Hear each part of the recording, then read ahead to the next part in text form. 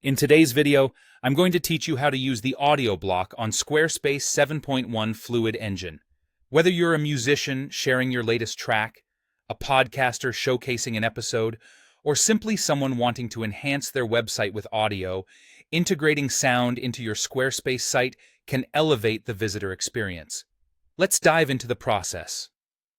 First things first, you'll need to enter Edit Mode. This is your starting point for making any modifications to your Squarespace page. So, go ahead and navigate to the exact page where you're aiming to add that audio feature. Once you're there, look for the Edit option. Clicking on Edit opens up a whole new set of possibilities, allowing you to interact with your site in a more dynamic way. With the page now in edit mode, the next move is to add a block. You'll find a little plus icon somewhere on the editing interface. Click on this plus sign. Think of it as your way to open a menu full of opportunities and features you can incorporate into your site. This step is crucial as it lays down the groundwork for what we're going to do next. Once you click that plus icon, you'll see a list of different blocks, each serving a unique function on your website. Now, this is the moment where you'll select the audio block from this array. Your goal is to integrate audio, so selecting the right block is key. Choosing the audio block allows you to seamlessly incorporate your sound file into the web page. After you've selected the audio block, it's time to upload your audio file.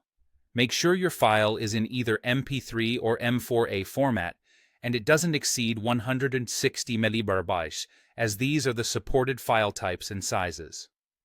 When you're ready, head over to the Upload tab and click on Upload File. This prompts you to choose the file from your device. Select your desired audio file and upload it.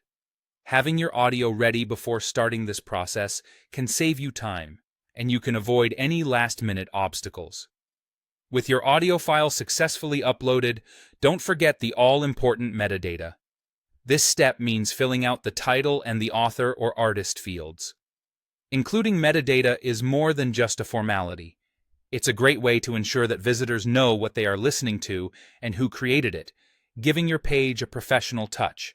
Finally, with all these elements in place, you'll click on Apply to insert the audio block into your page. This step confirms all the choices you made and seamlessly integrates the audio into your layout. Remember to preview your changes to make sure everything looks and sounds just right. So there you have it.